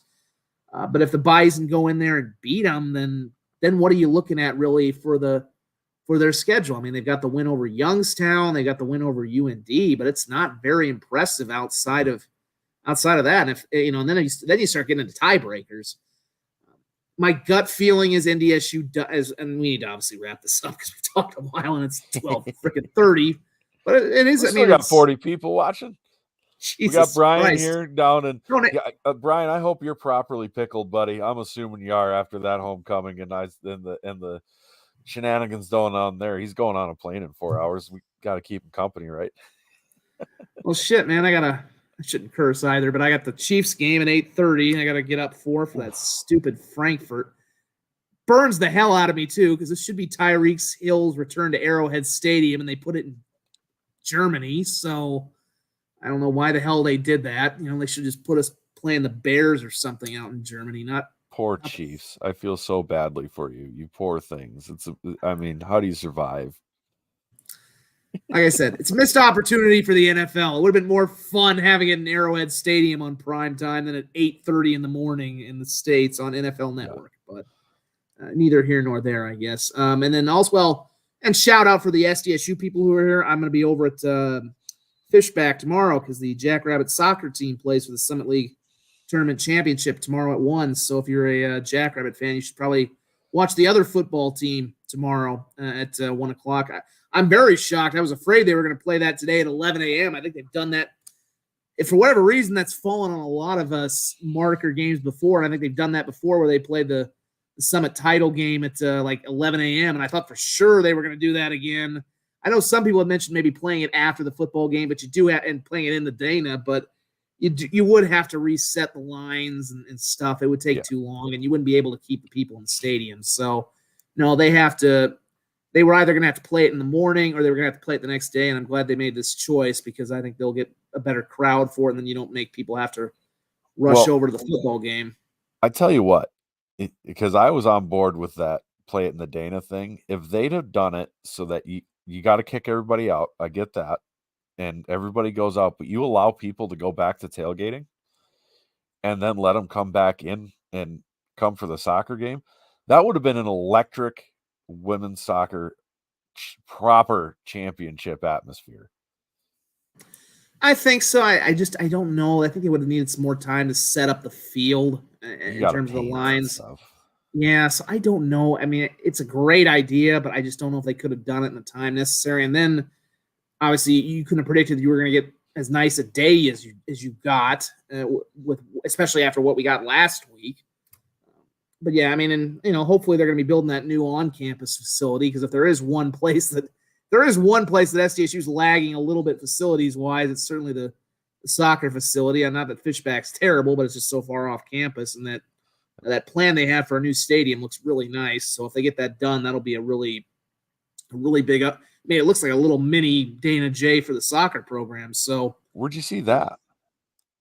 I've got to find it. It's got to be online somewhere. It looked like I don't know where they put it. I mean, I want to say maybe it was like next to the baseball stadium, but it looked like it had little bushes and trees around it. It looked like a neat little soccer on-campus facility. I've not heard much about it. I know I've asked the coach Brock Thompson a little about it. I don't know if it's stalled, but I mean they seem to keep finding. Obviously, their main priority is finishing up Frost, which basketball season here is tipping off on Monday as well with a really good doubleheader, especially that. Yeah, I mean it looks. I haven't heard much about it in a while, but it looks really nice if they can get this done. And yeah, Frost. Obviously, they got. Also, folks, by the way, get out for the basketball. The men's schedule, especially, yeah, and that's actually a little newer than Like if they get that scoreboard thing in there too, that would be pretty remarkable. But it looks like a little mini Dana J for soccer almost. It does. You even got some hedges around the field. I mean, that would be that'd be instantly one of the best facilities in the conference right now. I mean, and then like I said, Denver's is awesome. Yeah, I mean, it's like right attached to the hockey arena. USD's got a nice field too. They built that onto the track out there. I think NDSU's they kind of built out an old Dakota field. It's not terrible, but it's not, it wouldn't be that. Yeah, they would instantly have one of the best fields if they could get that going. And then, get out to basketball. Obviously, they got a doubleheader. Frost is not quite, it's still Frost. I know they're going to call it First Bank and Trust here. I will never call it that. It will always be Frost to me. Damn the sponsors. But it looks like a really different place already. There's no wood bleachers anymore, which I'm sure some people will miss that, but I kind of like seeing a actual seating bowl around the Frost Arena now. But they get Akron on Monday night, and that's the team picked to win the MAC. It's a really good.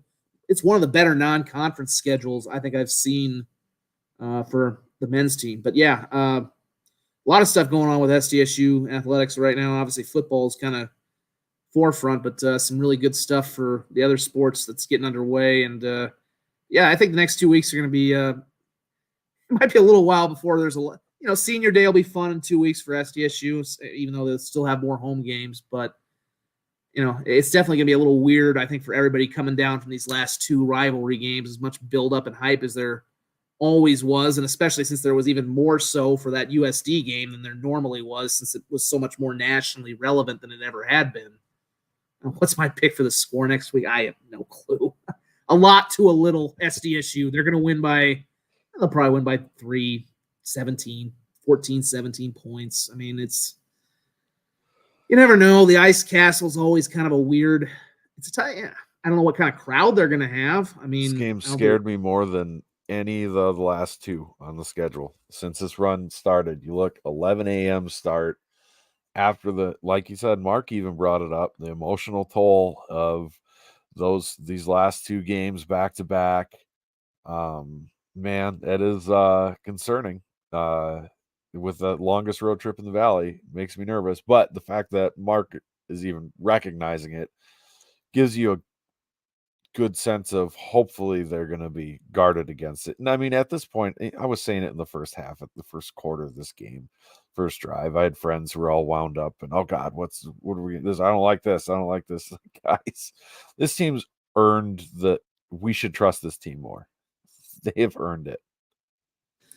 They got to lose before I actually start to worry that much about them. I mean, obviously they were pushed a little more at Southern Illinois, but I think Southern Illinois is legitimate. I think Youngstown's I do think Youngstown, I agree. They have some dudes on that team. They've had some good offensive players. Jaleel McLaughlin, who's gone now, has been, they've had some horror stories down there too. I remember there was the year Bo Pelini got him pretty badly. I think it was after maybe that might have been 16 or 17. It was one of the years they'd beaten NDSU, but then they got pounded down there. And the Ice, I mean, I don't know. I mean, it's not obviously going to be a homecoming, so you're not going to get like the 20,000 people, I think, from Youngstown. That'll make it like a really, yeah, those morning starts are always weird. It can be a weird place to play in, especially at that time of day. But I just can't.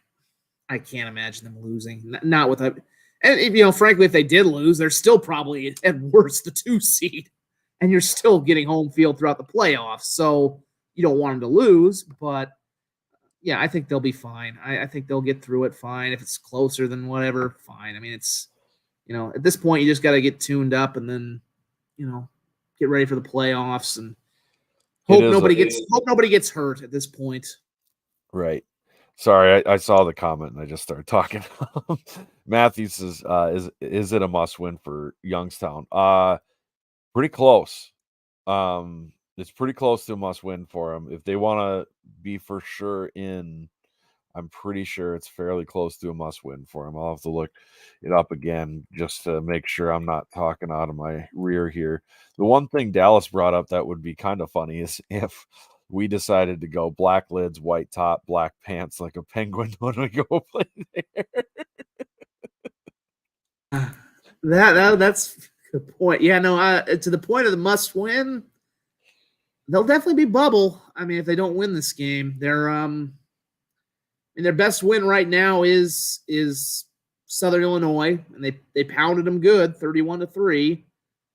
We think Southern Illinois is in regardless of what happens. I think. I mean, they got SIU's got the FBS win right now, and they're 6-3. So even if they were to lose even if they do lose to the Bison, which I kind of think is going to happen, I still think NDSU's probably got enough to win on Senior Day at home.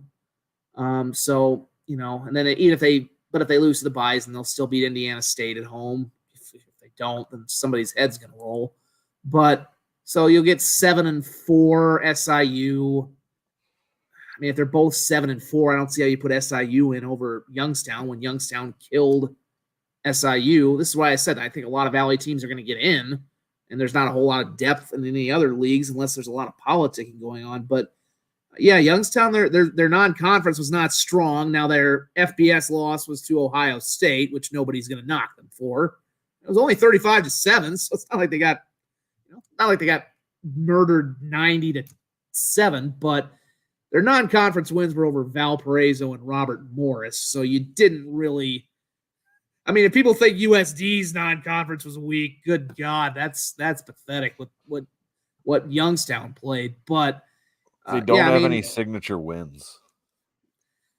The SIU thing is really it, and like we said, if SIU beats NDSU next week, then I think Youngstown's in regardless of what happens with SDSU.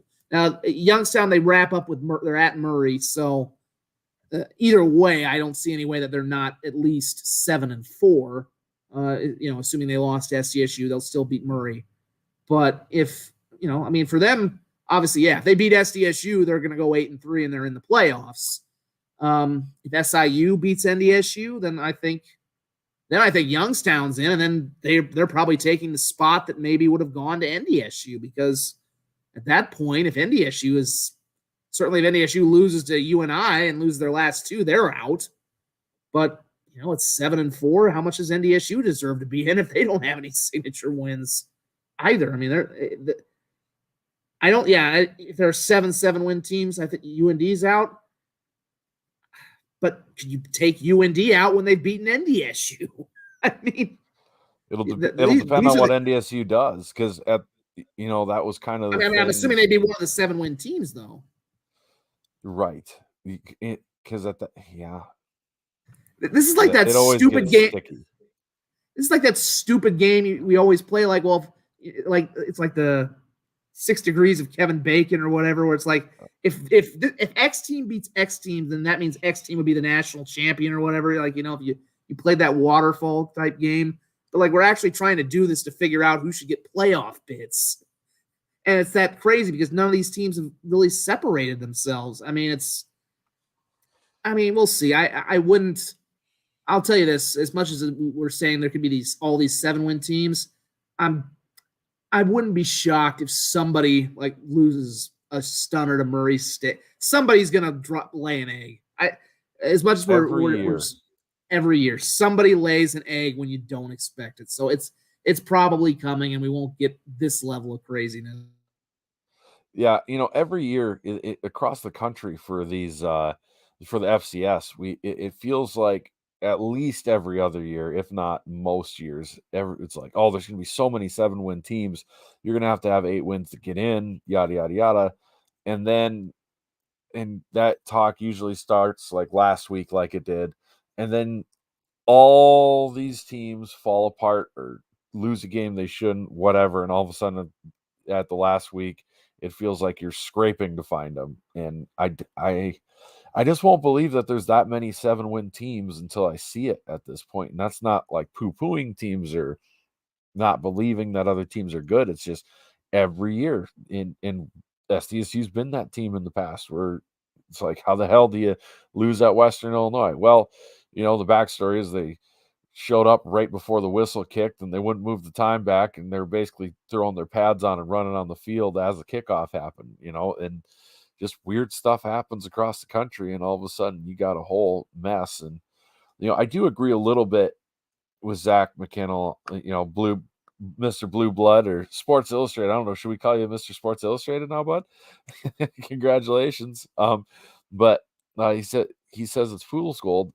I agree a little bit, because you watch the way, and I was talking to NDSU fans before the game this week, and I said, I don't know how much stock I put into the loss at UND, because you were going to lose there eventually as an SDSU fan, as it happened, and lost to much worse USD teams.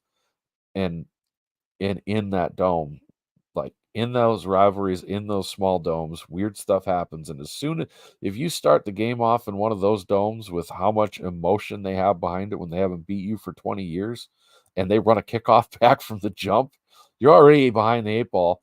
And I guarantee you NDSU wasn't treating it like a rivalry like UND was, just like SDSU did for a long time until the Hail Mary, and now they do. I mean, I don't know. Are you happy, Yote fans? You're welcome. Now they give a shit. Now you get to eat it. So, I do agree. I think some of it was, I think that's some of the culture, because you watch this, now we're going back and we're going to circle back, and we probably should be done because we're coming up on 2 hours. But you look at what this NDSU team was able to accomplish. They were able to bow up in the red zone. They were able to push it so Matt or Mark had to throw the ball to loosen their defense up before we really got the run game going. They did a lot of things that surprised me, considering how bad their defense looks. So you juxtapose that with that loss to UND, and it doesn't make sense, and it does feel more rivalry oriented. And I think that's the difference with this NDSU squad. Isn't the talent isn't at where it used to be, but also mentally, I don't think they are locked into every game. And that's where I wonder, if they do slip up against Southern Illinois, are they just mentally checked out after that game? Well, you knew they were going to throw everything they had today at SDSU, because this was their last chance to get a seed. I mean, that's out the window no matter what happens here the next 2 weeks. And this was, I mean, you haven't beaten this team in 4 years. You're risking a fifth straight. I mean, this was everything to them. This was, this could turn their season around if they win this game. This puts them back in the national championship conversation if they win this game. I think the one thing that does make me pause in the comparison between the USD SDSU and UND NDSU is just the fact that when SDSU lost, those games were still close. It wasn't like, NDSU got mopped. That was not even, that was just like I said, they made the Skokna kid look like he was Barry Sanders, and I don't think he's looked that good even since. So that was the part that maybe had the UND people thinking, okay, maybe UND's got a little more here than we thought, because to beat them that thoroughly, because again, I was not shocked when they won, because they almost won at home in UND. They should have probably won 2 years ago. The year NDSU won the national title, Tommy Schuster had a bunch of really bad turnovers, and they lost that game by a couple. It was like a one-score game, or it was like 16-10. I don't remember what it was, but I really thought UND should have won that day, and they just kind of gave it away. And NDSU went on to win the national title that year. But yeah, we'll see. UND's got a chance to show something. I don't think they're going to go into Vermilion and win on Saturday, as I said like an hour ago now. But if they go into Vermilion and win, then they legitimately stamp themselves as a playoff team. They have every chance to show themselves that they are for real, but they really have not shown anything special. And they could be on the outside looking in, but if they're tied with NDSU, I would give them the edge over the Bison, because they have the head-to-head. Still happened. That's where NDSU's starting to run into some problems. They're running out of the head-to-head advantages right now in these playoff things. If they're, is the name recognition enough going to get them in? Maybe if they're going against Youngstown. And I think the last one to end on is probably the best one. Is just, I've seen some comments here about the showing up in December now. That's the big one. I think I haven't looked yet at the crowd. I think it looks like there's going to be a pretty good crowd here in a few weeks for Senior Day, which I've mentioned that a few weeks ago. That's been an issue in the past. We've seen some smallish senior day crowds. I haven't looked at the green dot watch recently, but I think it's going to be I think the last I saw was about over 16,000. I'd imagine there's a good chance it'll go even higher. I think with NDSU not getting home games into those late rounds, there's a good chance SDSU might get some of those prime time windows. I don't know how ESPN. I'm not saying I don't know. I don't have any inside info on how ESPN is going to work. They may choose to go to Bozeman or Missoula. I mean, some of it also might depend on where they can easily get crew into. If it's near a major market, like it's in certainly if it was near Sacramento, I'm sure they would try to go there a lot because obviously that's a major market and they're close. Probably easier to fly in and out of there. But there's a good chance, since the Jackrabbits are the defending national champions, you might see them getting the Friday night primetime game if it's a semifinal, or the one game on ESPN while everybody else is getting bumped to. I'm certainly kind of, from the media standpoint, I'm hoping for that because it's very likely looking now that we're going to have two teams playing at home now in South Dakota, and I have to figure out some way to get two people at the same time covering this. We have at least one USD alum. I'm thinking he would probably enjoy coming in on his off day to cover the Coyotes playing a playoff game. But I would very much like it if there were if SDSU were on Friday night and USD were on Saturday. It would make my life pretty damn easy. But I think that could very well be the case. So I hope more fans do show up. We've been over this topic a lot. I get why people can't make playoff games. They are somewhat short notice. I don't know what the ticket price differences are. They're cheaper. Cheaper than they should go.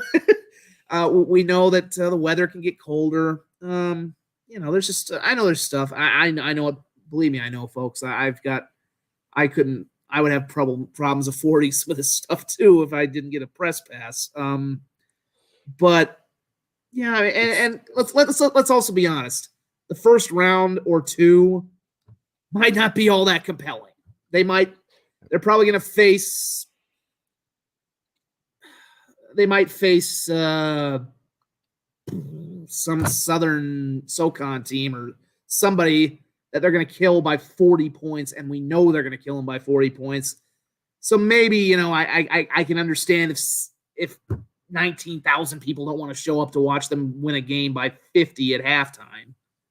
But, I would, if they're playing Montana or Montana State or NDSU again or USD, gosh, I hope we could at least get like 10,000 in the building.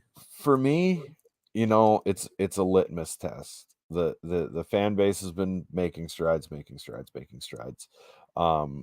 Huge strides this year, just having the 4 sellouts already, admittedly so. But to me now, like for me, the selling point, even if it's not a good opponent, show up for a half. Let's be honest. That's what a lot of people have done. The NDSU game, everybody stayed the whole time, but you and I, it was hobo day. Everybody boogied at half because it was a blowout. That's fine. I'm not going to get upset about that until there's people waiting on a waiting list to get tickets. I don't care. Show up for a half. Show up for an hour and a half. This team deserves at least an hour and a half of time. Boogie up, treat it like a basketball game, watch an hour and a half. And until we start getting 13, 14, 15,000 people in the stands, when we can see they will show up when it's nice, I will forever call our fans soft. That's the way it is. I grew up in northern Wisconsin. You go to those cold games, you make it a badge of honor. And I am very hopeful that we are on that track. We have Montana State fans like Ron Lowney on here and all that stuff who always gives us shit for our attendance and everything. And that's fine. Deservedly so, because they've had the people show up for a long time. But on the flip side, SDSU fans, we should keep our goddamn mouths shut when it comes to talking smack about other schools' attendance. I make an exception for USD, not partially because it's USD, but also because, like, if you're drawing 3,000 people to a ranked game, like, it's one thing in 20-degree weather in December to have 3,000 people show up. This is a regular season game. But whatever, I digress. SDSU fans should not be talking shit to people about their attendance when just last year we couldn't sell out games. So, and until we start regularly selling out playoff games and things like that, then you earn that right to be the snooty fan base about attendance and all that stuff. And that's my little soapbox. But I do think we're getting there. I think people seeing this atmosphere this week and the people who've been showing up. I mean, you can see the ticket sales climbing for the Missouri State game, which you make this last year. I don't know if we get 8,000 fans to that game, honestly. So it's getting better. People are getting hooked into it and all that stuff. But I do think also if we get a Montana State or you get a NDSU or even possibly a USD, I think there's going to be a fair amount of fans in the stands for that, or even a Montana. Yeah, I think any of the Montana schools, certainly the traditional rivals like NDSU and USD will, and I think they would bring some fans too. I certainly think those Montana schools, I actually think the Montana schools might bring more than even NDSU or USD. Maybe the with NDSU, yeah, because their fans will not be doing that. Yeah, maybe the Coyote. I mean, I don't know. I don't know if the Coyote. I don't know how the Coyote fans would show for that. Maybe they would. Maybe right now I don't know about the Bison fans. That's the smallest Bison turnout I've seen it for a marker game ever. But I tend to think the Bison fans would still rally to try and see if they could pull something out down here in December.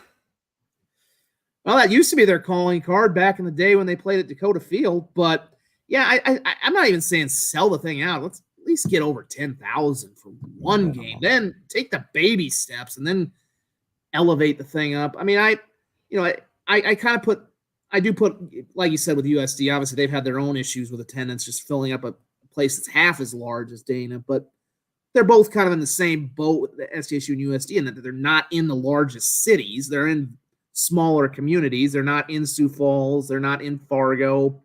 I mean, even Bozeman and Missoula are, I think about, I got to look at my population, but they're about twice as large, I think, at least. 60, I believe. Yeah. So, I mean, you're talking, I mean, those are, 2 times as large as Brookings and way larger than Vermilion.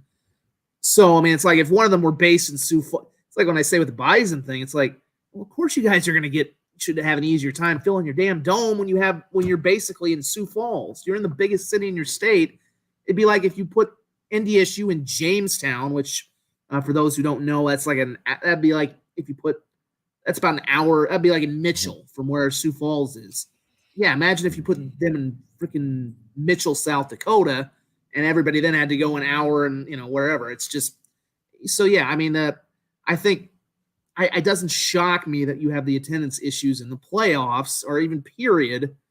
Although having said that, there used to be great attendance in the Division II era when neither school was a superpower, but they could, seem like they, and that even went to basketball too. They used to fill those arenas even more when they only had wooden bleachers, and it was, I don't know, it's just a different era and it's a weird era. But I'm very encouraged by what I've heard about the ticket sales and what looks like the senior day crowd's going to be. I'm not going to be too discouraged that the first playoff crowd isn't too large, just because that's probably going to be the worst opponent you face right off the bat, unless it's maybe NDSU who gets fed to you right away. But yeah, I really hope there's at least one playoff game of 10,000 people, because they do deserve that. And again, you're not going to see it. It's not like last year where you kind of had a feeling, okay, most of these guys are going to be back. We knew Tucker Kraft was going to be leaving, but it's like, this team ain't going to be here again, guys. I mean, even some of the guys that we don't, Mark Gronowski. And this is not me saying any inside thing here. I wouldn't say it's a given he's back next year if he wins another ring. He could easily, I don't know if he opts for the NFL. Maybe he goes to the portal. I mean, I know he loves this place, but he's reaching the point where there ain't much left to do here. He may decide that he wants to take a shot at the FBS, or he comes back. I don't know. I would love, those are all things that are up in the air. There are guys who have that extra COVID year that I don't know how much they're going to use. Isaiah Davis, I think he's gone. He's basically said as much. He's not coming back. He's going to go to the NFL. There's a lot of guys who are not going to be here. This team is not going to be here next year. So, and I realize a lot of people will go down to Frisco. I remember Tucker Kraft kind of called some people out last year when I talked to him in a feature I did before they went down, and he said, you know, a lot of people who are going to be going down to Frisco who weren't with us for those. Like somebody said earlier here, the diehards show up for the playoff games, and he kind of echoed that. He's like, if you haven't been with us on this ride, you better be going down there and making noise in Frisco, which they did. But yeah, I think hopefully the fact that we've seen how much the popularity has risen since the national title game, sales, merchandise, all that stuff. Hopefully we see a translation with the playoffs, because obviously the other thing that really hurts is you lose a lot of your students who a lot of them go home, it's break, and they've been awesome the whole year. I mean, most of them, I don't blame them for leaving today when it was kind of out of hand, but they've been consistent the whole year, and then that's going to suck when you lose a significant portion of them. But you know, we'll see. But Coach, now we're really going to some wild places. We can't do any more of this. We got to go to bed. Good God, we're reaching the twilight zone here. Christ, you degenerate. Lujan to Iowa. No, God. We will address those questions later. Maybe never. God, Jesus. All right. Where do you people get this? We're gonna sign off. Horns down, baby. Mark Horns stays home. Way down. We'll see Have a great week, everybody. during the week.